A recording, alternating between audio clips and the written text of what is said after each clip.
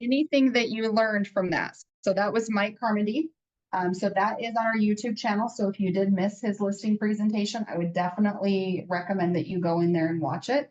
But being in Ignite, they did hear Mike on Friday. So what did you pick up from that? Simpler than you think. Yes. Okay. It's not complicated at all. And he asked very specific questions that got him very specific answers. Yes, and we're going to cover that today, the pre-listing like questionnaire. But yes, very simple. It really is in the preparation. And did anybody go to Annie Cannon's class, which was, I think, Fred, you were there on Zoom, but did anybody else go to Annie Cannon's class? I did. This is free. Hi, Bree. What did you get from her class? I got that if you try to over prepare, you're gonna walk in and find out there's a lot of factors that you didn't think of before. So it's better to just kind of do a general preparation, but be really flexible and able to adjust quickly on the fly. So instead of coming in with like a set number set for what to list the house for, get a general idea of a range, but then go in prepared for the house might be more updated than you thought, or it might be in worse condition than you thought, or there might be changes that they've done to the house that change the square footage or other adjustments that need to be taken into consideration. For sure. So simpler than we thought. Don't over prepare because you're going to get a lot of the information when you're there at the listing appointment. Anything else that you guys got from those two? Yeah. She also made. Oh, hold on, Bree. Okay. He gave 3 outcomes of that listing appointment. Yes. Number 1, you're going to list with me, then I'll sell your house. Number 2, you'll choose not to list with me. Or number 3, I might choose not to list with you. Yep. And that was a script. Yes. This is a script that he followed. So yes. And Bree, what were you going to say? I was just going to say, Annie also made a clear point that it's good to make sure that you start by connecting with them on a person-to-person level instead of just going right into business, just to build that trust in you as a person. Yes. I love it. Love it. Those are all really good takeaways. I just like to share those. My point with that is everybody's going to teach you something a little bit different and they all have the same kind of structure to them. And so that's what we're going to cover today. But I definitely encourage you to listen to other people teaching you other ways of doing it. And Mike is on there, Annie's on there. So we've recorded all these people that we've brought in to teach us this. So today's kind of a wrap up to that, but we're going to learn how to prepare for that. So one of the things that we're going to do to prepare for it is that pre-listing questionnaire. So this is, these are all in the script books that we will be giving you if you haven't already received them, but this is the pre-listing questionnaire. So these are things that it's important for us to know before we go on the listing appointment. So how did you hear about me? That's always a good thing. Where are you moving? What's motivating you to move there? So think of ways, we have to get really good at asking questions. So think of ways that you could ask this question differently. So some of my favorite ways to add to this is tell me why that's important to you. Like, because again, we want to connect personal because this is, we are selling a house, but there's a very personal reason for them wanting to make a move. So what's motivating you to move there? How soon do you have to be there? It's important that we know time frames. If we sell your home in the next 30 days, will that pose a problem for you? What do you guys think of that question? Pretty interesting question, but what are we planting there? Sell it quick. We're going to get the home sold. But it's important to know because if the home sells fast, is that going to be a problem? Do they have somewhere to go? What's their next plan? Their next step? And then the opposite of that is what would happen if your home did not sell. So you're also planting expectations. Not every home sells, and that might open up another conversation. What do you mean? What if this doesn't sell? Well, there could be reasons for it not to sell, and you want to kind of get them thinking, that they need to listen to you and get motivated and do the things that you're asking them to do. How much do you want to list your home for? So why is that important? And Zoomers, you can answer too.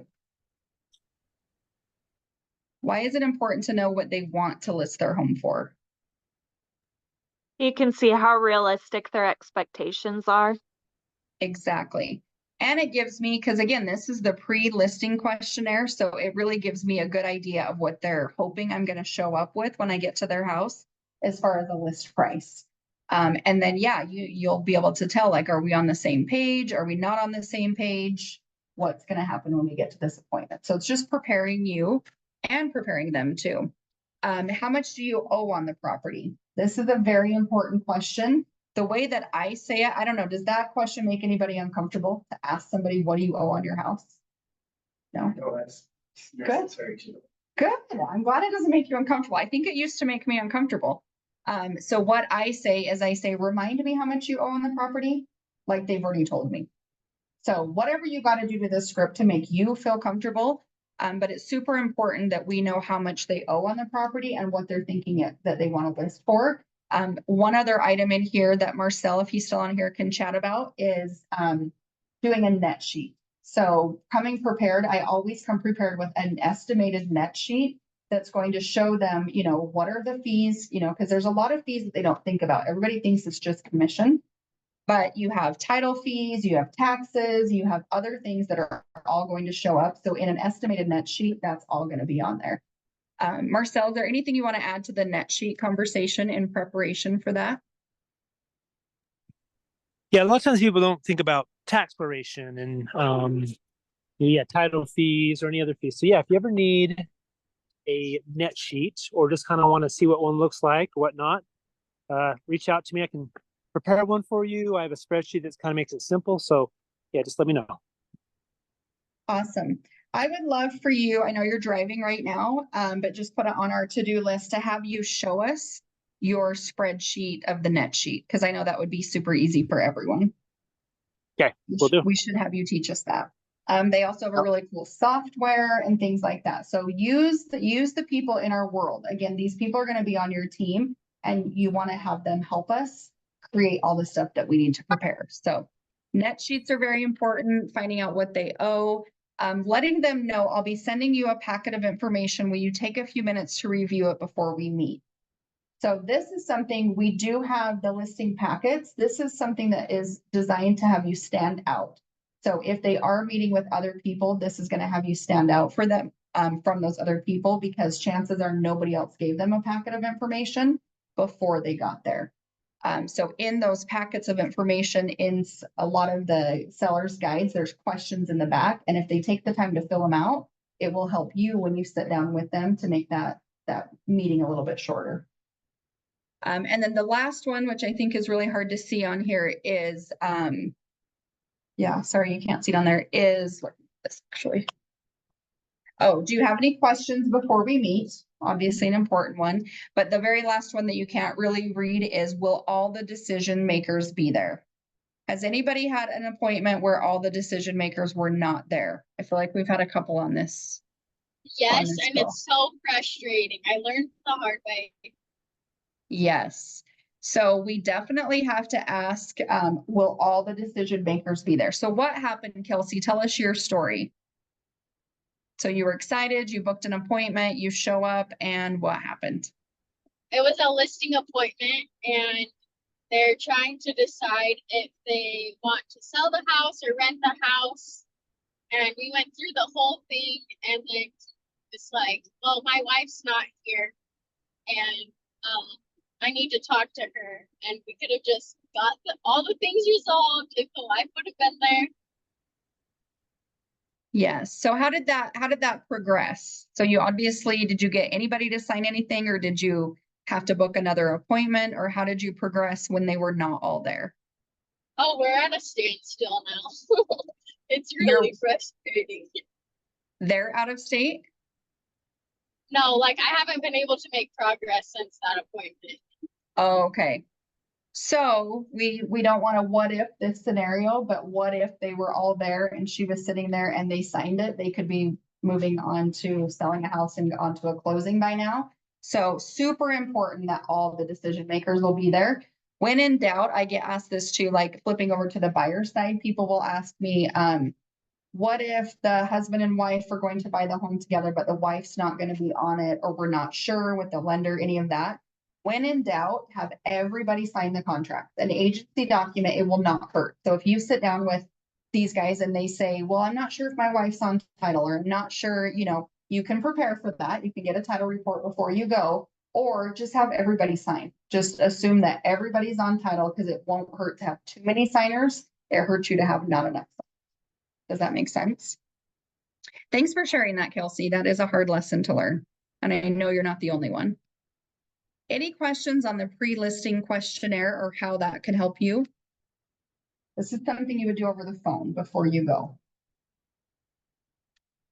Any questions on Zoom? Okay. So preparing for the appointment. So I just like to show you, so we do have the YouTube channel.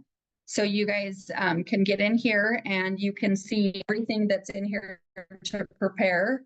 Oh, it didn't take us to the right YouTube channel. But I just want you guys to know the productivity coaching resource library. You can definitely use that, and it's going to give you step by step. Where is our coaching? Hold on, please hold.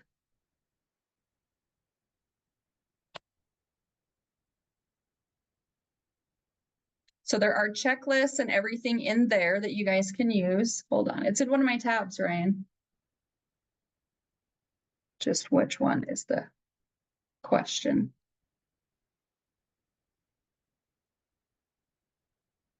I forget I can actually use my computer. I don't have to break my neck. Okay, so if you go in here, this is something new too, you guys. So maybe not all of you have seen this on here, but we do have all of our resources in the Home Hub. So if you have not signed up for the Home Hub, you want to go to kwhomehubagent.com and sign up for an account. So all you have to do there is just do a login, your email, and create a password, and then you'll get access to the Home Hub website. Inside of the Home Hub website, you have access to this productivity hub, which is for you guys that are in coaching. So you will go in there and we will send you out the password to get in here if you haven't gotten that yet. But in here, so listing materials. So you want to click on this and here is your checklist. So preparing to take a listing. So just so you know that there are resources on here. So setting up the listing appointment, obviously collecting your email, collecting all the information that we just showed you on the seller questionnaire. And then you can log into Command and you can start your opportunity in there. So basically an opportunity inside of Command is like starting a file. So you're all gonna get logins and passwords to all of that if you haven't already, and then you can just go in there and you'll start seeing how you can prepare that opportunity, which is the file. So it's going to walk you through that. Here are all the documents that you need. So this is your list, the exclusive right to sell, and I'll kind of walk through these really quickly with you, but the exclusive right to sell is needed for preparation. Your wire fraud is needed for preparation. The seller property condition disclosures, the lead-based paint, and the MLS exclusion form, which no longer needs to be signed, so you don't need to take that with you. But they can all be found on the MLS under the forms section. So, and then it just basically shows you there's a link here. We also have our ABA document, which you can find right here, or you can find it on the Home Hub under brokerage documents. That is our affiliated business agreement. We do have to have that on all files. So running through over here, just to show you what forms you're going to need. You're going to log into the MLS and it's going to be under forms. Again. So you're going to click on forms and you're going to go into the URE legacy forms. And then you can come up here. So this little jump to box, it's going to show you just different things that you could jump to. So we're going to click on listing and it's going to jump to anything that you might need with a listing. So here's like the listing section. So the first one is your exclusive right to sell, listing agreement, and agency disclosure. These were updated March 5th, so both buyer and seller have this red box next to them, so it makes it kind of easy. But you're just going to click on that, and then it will go over here. The other form that you're going to need is that wire fraud form. You can search by the word wire and click over there. The seller property condition disclosure, which is the SPCD, but that's an acronym. So type in sellers and it pops right up here, seller property condition disclosure. The residential listing input form is also needed, but I'm going to show you how to do that. That's a little bit different. So these should be all the forms that you're going to need right now. So now you can create a packet and you guys can go into your MLS and create these packets now so that when every time you take a listing, the packet's just in there and ready for you to input the information and print them out. So this one is the one that's hiring. I'm going to go through this fairly quickly. We have another class where we go through the contracts like line by line, but this one I'm just going to jump through so you can quickly see how you would fill this out. So it is between Keller Williams and the seller. And I would encourage you to practice these. So on your guys' checklist, it does say that you need to practice the agency documents 2 to 3 times per week. You need to get super familiar with these documents. So go fill them out, pretend you're the seller, pretend your mom's the seller, your dad's the seller, whatever you want to do, but just pretend you can't hurt the forms. So the biggest thing to know here is this is the ending date, and you can see they did, they capitalized the word ending. This was one of the biggest mistakes people were making as they were putting today's date right here. It's the ending date. So most of these, I would say you want to do, 6 months, 8 months, 12 months, something like that. Don't cut yourself too short, because if you have a listing agreement, it takes time to market the listing. You need to sell the house and then it could cancel and you have to resell it again. So give yourself enough time. I probably wouldn't go less than 6 months on a listing agreement, but you could. There's no required thing. So that's the listing period. Here is the actual property. So you would put an actual address in there. Just type the address in. Brokerage fee. So in all capitals, you can see brokerage fees are not set. This is part of, a lot of kind of the new communication that the public is getting is real estate commissions are negotiable. They always have been. There's no set commission. So you will hear people say commission is 6%. Well, that's like a general idea, I guess you would say, is that it's 6%, but it's not set. There's no required amount. So that is in here, and we do want to explain that to our clients. So most of the time, right now, what you're going to see is whatever is negotiated, you're going to have one commission. So let's just say it's 6%. Your 6% would go in here. And this is super important. I saw somebody list a property this weekend for 6% commission. And luckily we saw it, so I was able to double check. Did you mean to offer 6% out to the buyer's agent? So the answer was no, and that's okay. But you just want to make sure that this is the full commission right here in this brokerage fee, the brokerage fee paragraph. And then this is what you're willing to pay the other agent. So if you're splitting it right down the middle, this is 3%. So just make sure you know how that's being disclosed. And then the seller has to initial it, that they are understanding that they are paying a buyer's agent 3% commission. So this again is all negotiable. They might say, I only want to pay 2%. I might only want to pay, 1% to you or 2%. It's all negotiable. So we really want to show our value and be able to get full commissions or more. And we definitely want to try and get, the buyer's agent commission paid as well when we're taking a listing. Protection period. So I usually just put 1 month in there. You can that's once this expires, how much longer are you going to be protected and potentially receive a commission on this? So I put 1 month after termination. That seems to be sufficient. So as far as any other fill in the blanks, you guys are going to get comfortable with this. These ones here. So like disclosing information, I usually mark all these boxes. So I'm going to get information however I can. So county records, appraisal, building plans, you can also mark other.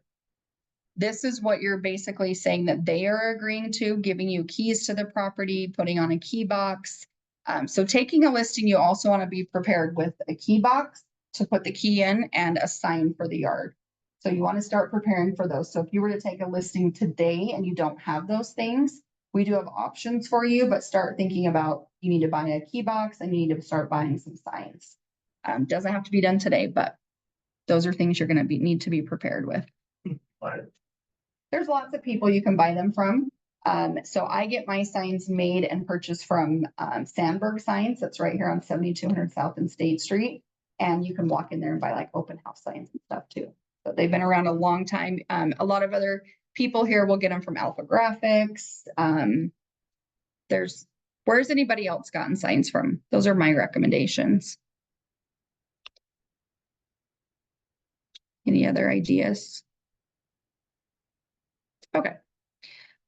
So attachments, usually there are no attachments to this. Foreign investment in real estate, the tax. So usually they are not, the money's staying here, not going, it has to do with like that, the way they claim their taxes on the IRS. And then filling out the seller's name and dating it. So that is that form very quickly. The next form is the wire fraud. So basically you're going to use this for buyer and seller, depending on who you represent. So you're going to put their name here and basically you're reading this to them. So we just want them to know that wire fraud is very prevalent. They never should trust any instructions via email. They really shouldn't trust anybody. We really don't ask them to wire money until the very end of the transaction.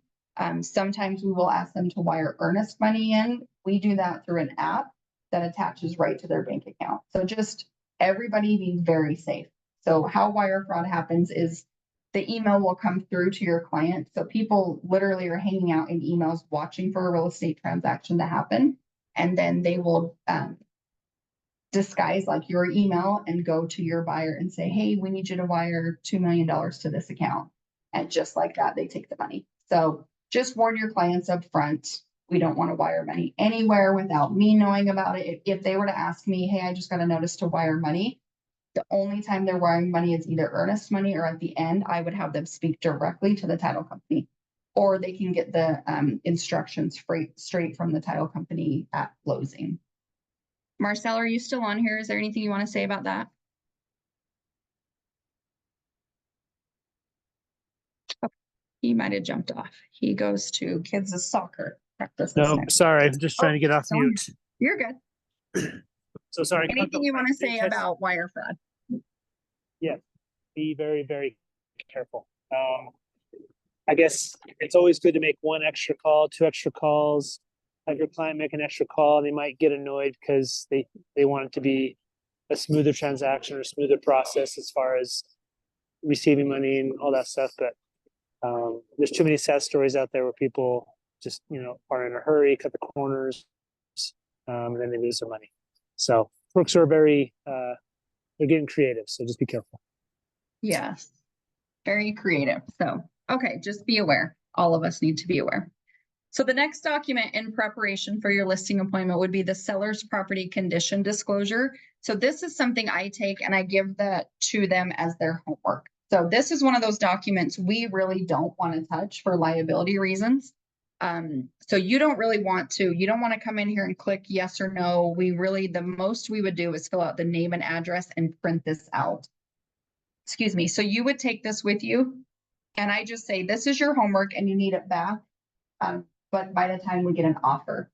So then, it's 6 or 7 pages. I just let them fill it out. I'll come back and pick it up. They can send it to me in the email in a couple days. But you really don't even want to be with them when they're doing it. So it explains it. I just say, disclose anything. If it doesn't apply, go ahead and mark NA, but I don't give them any advice on this because we don't ever want somebody to say, my realtor said I was supposed to click this. So this is a pretty big liability piece. So you're definitely going to want that for preparation. And I think that's all here. The one last document is going to be the listing input form. And the way that you create that is you start your listing. So this is kind of showing you how to do listings too. So if you click create new listing, and then you can base it on the old MLS number if you want, if there is one. If not, just go ahead and give it a name. So you can name it anything you want. I have one in here labeled test that I'm going to pull up and show you. So you're going to name it test, and then you're going to tell it to go. So this is what it looks like to do a listing input form. So you can go ahead and start your listing based on either an old MLS number, or you can start it based off the information you get on the tax records. So like you can fill in house number, maybe you don't know the price yet, that's okay. Street name, anything with a red dot is going to be required. So I start with those, start filling those in, figuring out what the schools are, all of that stuff. The tax ID number, the estimated taxes you can get off the tax ID number. type of home. So you're going to go through and do all this data entry before you even go out and meet with them. Because this is also one of those other big documents. So if you get clear down here, it's very overwhelming. There's lots of boxes. So I personally don't like to sit and go through this line by line with my client. So what I'm going to do is do the best I possibly can, print it out, and then have them double check it. Just have them look at it and see if anything stands out to them. But the easiest way to verify the information. So once you do that, you're just going to click Save as Unfinished. And then you're going to do a print PDF. And then you can see here, it turns into a contract. So there's initials that have to be signed here on the bottom and dated. So this is technically a contract that they need, but you want to start filling it out first. So the information is on this document because it's 6 pages of blanks if you take it with you. So very overwhelming. So start filling that out first, and then it does have to be signed. So then you can just click Save as Unfinished. You can come back in. So you click here on My Unfinished Listings, click on Edit, and then you can move right through this. So you can click Next. I won't be able to because there's no red, my red marks aren't filled in, but you would click Next and it will walk you through the next step. So uploading your photos, creating your open house, uploading any listing documents, setting up your showings, like it's all really user-friendly. But this first several pages is the most important, and you can't click through it. So you got to get all the information, but you might not have it all for your listing appointment. Any questions on that? Tricky. Okay. Okay, so that's basically your forms for preparing. Let me get back over here. Oh no. It's going to keep making me log in. Okay. So those are basically your the paperwork that you're going to need to take with you. Then the next piece of material I would plan on taking with you is the seller guide. So the seller guide is your next piece of marketing that you want to have ready for. So you're going to click on this Design My Marketing Suite, and you're going to come in here to Do It Yourself. Click on Get Started. So you want to have these ready, right? We don't want to be trying to make these, which you could, they only take a few minutes, but you don't want to be trying to make these before you're heading out to an appointment. So you're going to click to Edit Seller's Guide. And in here is basically the whole presentation. So if you click through this, you tailor this page. So your photo, your bio, and then your contact information. And then really, this is what I use to go through a whole presentation. So like I mentioned, there's several different ways. Annie Cannon has this with her, doesn't necessarily go through it. Mike has this with him, doesn't necessarily go through it. I personally have this with me and I don't necessarily go through it. If I were to go through the whole presentation, I'm going to go through this one page and that's it. So the next several pages, so I'll just show you, are good ways for you guys to kind of do your homework and research this, but this explains like, why do I need to hire a great agent? How is pricing effective to me? Here are some comps that we can put in here. So this is a whole presentation. Why do we need staging? How is staging going to help us, right? So this is all kind of digging deep into this presentation. When I'm going through a presentation with a seller or a buyer, I'm literally hanging out on this page. So my flow of a presentation, so that's everything I'm prepped with, right? Like all the forms, I'm prepped with this piece of marketing. And then the actual presentation when I'm in there is going to be, I'm going to walk through the home. I'm going to say, you know, hey, can you show me your home? Let's walk through. This is my time to make that personal connection that we talked about earlier. You know, find out, oh, so it sounds like you guys are moving to St. George. It sounds like your husband has a job offer, like so exciting. Or it sounds like going to like connect on that personal level, and walking through the home with them gives you time to do this. You will hear the opposite side. Some people will say, don't have them walk through the house with you. You basically say, I'm going to run through really quick. I'll be right back. I like to take the time to walk through so I can talk to them. So I can, you know, ask them things. Also, they're going to ask you questions. So as you're going through, I'm taking notes, you know, I'm trying to remember what the layout of the house is. Where are the bedrooms? Where are the bathrooms? All of that stuff. And they're going to start saying things like, oh, well, do you think that we should touch up this paint? So anything that they ask me when I'm walking through that comes to a repair, I always say I would. Yep. Because if they've Yeah. thought about it, That's all there. It'll be presented on. oh, is Well, somebody saying this something? exhibit. Whenever. Sorry, did somebody have a question? Okay. But basically, if they start saying, you know, hey, would you make this repair? I just say I would, because if they've thought about it, then they know that they should, right? Like they're like, oh, this, we probably need to fix this. We probably need to fix this. So for the most part, I'm going to say, yes, you should. Now, if it's like a huge, like, should we remodel our whole kitchen? We probably are going to talk about it, see if that's really going to help them. But for the most part, that's what I'm doing on my walkthrough. Then I sit down at the table, and then I go through the comps first. So that's something else you want to be prepared with, but not overly prepared.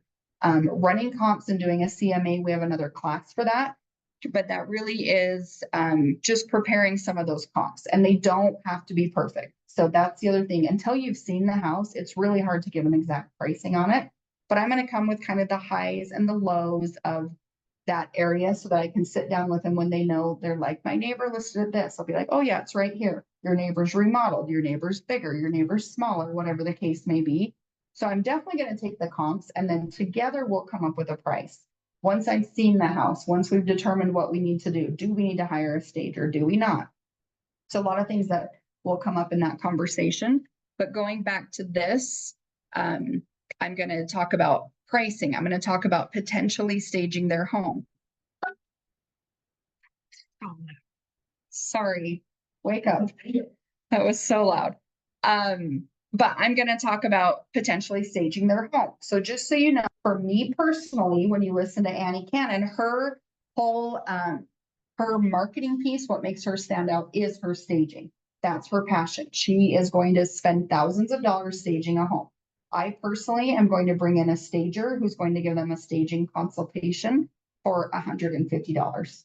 So that basically is somebody coming through and giving them a report. Move this couch to this wall, move that photo over here, remove this. Like they'll get a whole report on how to prepare their home without me bringing in like a full staging crew. And I've actually gotten listings just by saying I have a stager on my team, even though I don't necessarily bring in a full staging. So you're going to kind of figure out what is your thing. But I think just by putting staging in your presentation is likely to help you get some more interest in hiring you. Then we're going to talk about showings. Then we're going to talk about the process of getting their home listed. Then we're going to talk about marketing, what we're going to do for marketing. That is more likely when I'm going to go skip through this and go into one of the pages that talks about marketing. That just went really light. Hold on. Okay. Going into marketing. So in your booklet here, it is going to talk about the things that you're going to be willing to do for marketing. So that could include staging, that could include online leads. Are you going to do Facebook ads? Are you going to do social media ads? Are you going to do print ads? So all in there, there's going to be lots of different options that you can do. You're going to start to learn what pieces of marketing you're going to want to do for them. And so you'll talk about that here. Then you're going to talk about getting offers, right? Like, what does that offer look like? I always let them know you're the boss. When we get an offer, we're going to run another net sheet based on the offer, and they get to decide if they like it or not. If not, we're going to go renegotiate. We're going to maybe lower some closing costs, or we're going to raise the price, or whatever we need to do to negotiate.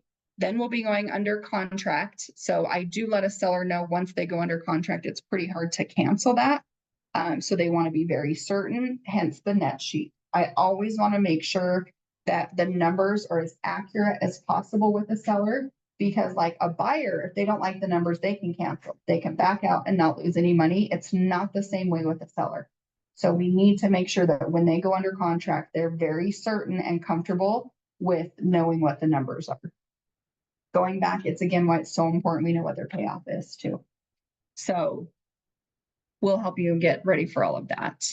Going under contract and then kind of finalizing the deals, finalizing the deal. And number 10 here says go to closing.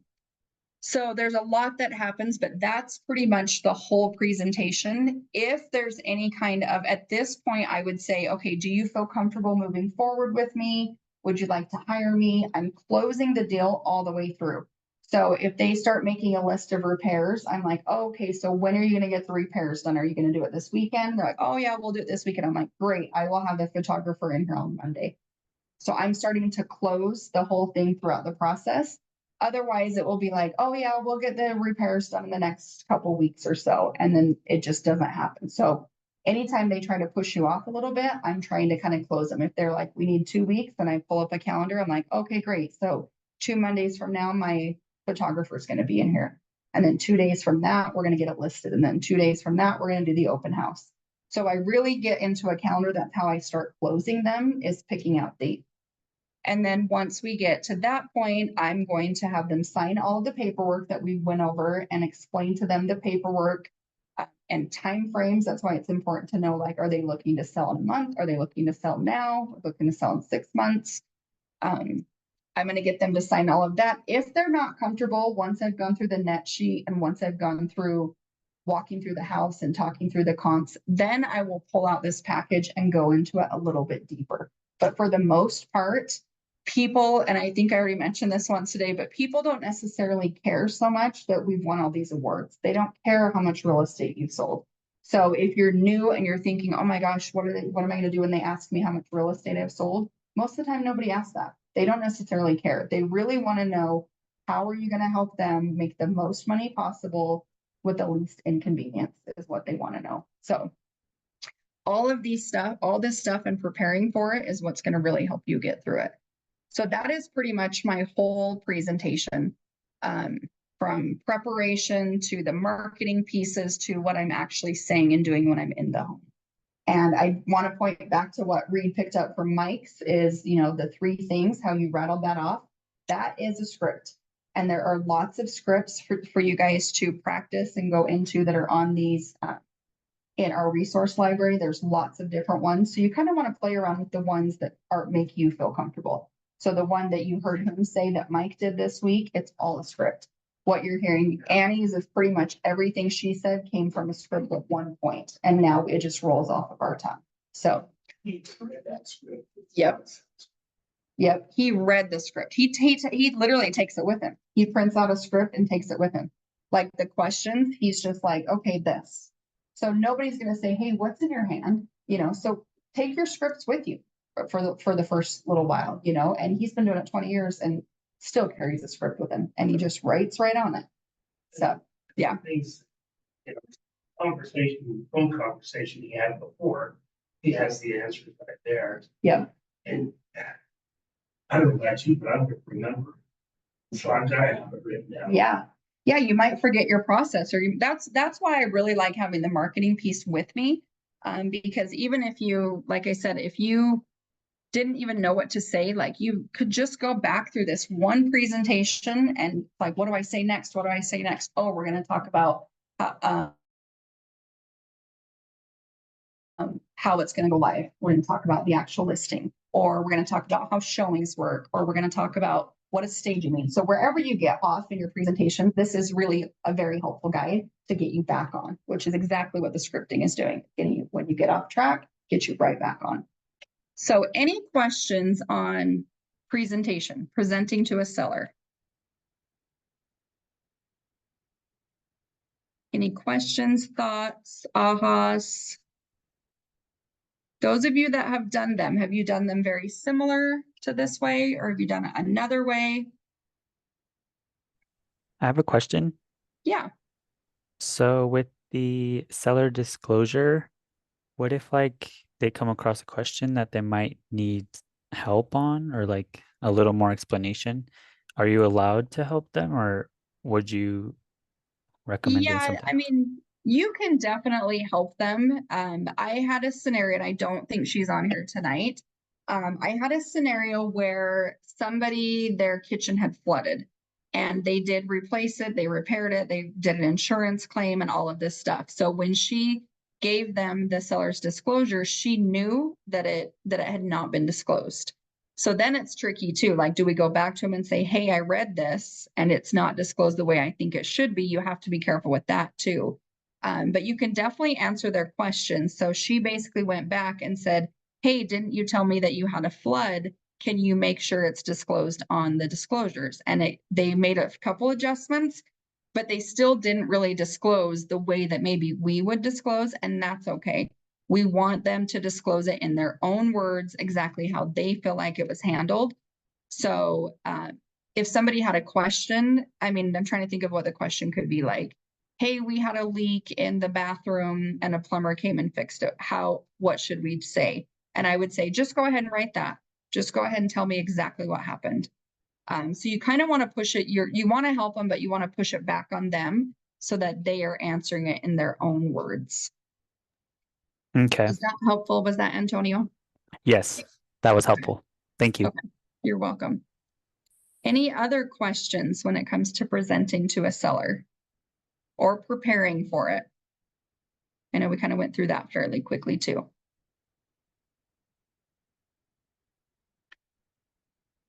No? Everybody's good? If I gave you a seller tonight, who would feel comfortable going on an appointment? Me, pick me. Pick me, I was pick gonna say I me. might stumble a little bit, but I think it would be good practice. Yes. Ready for the boys. Nope, I'm just gonna give you this. I'm gonna tell you, get your presentation ready and go. So I want you to feel comfortable enough to be able to go do that. And I think by learning to prepare, getting used to the contracts, getting used to CMAs, getting used to the marketing piece, that's all gonna help you with those presentations. So practice, practice, practice. But okay, any other questions tonight, you guys? Anybody at all? Okay, well, I hope to, was there a question? Nope, okay. I hope to see you guys tomorrow morning. I will see you at 8:30. If not, tomorrow's Tuesday, so we have team meetings at 11.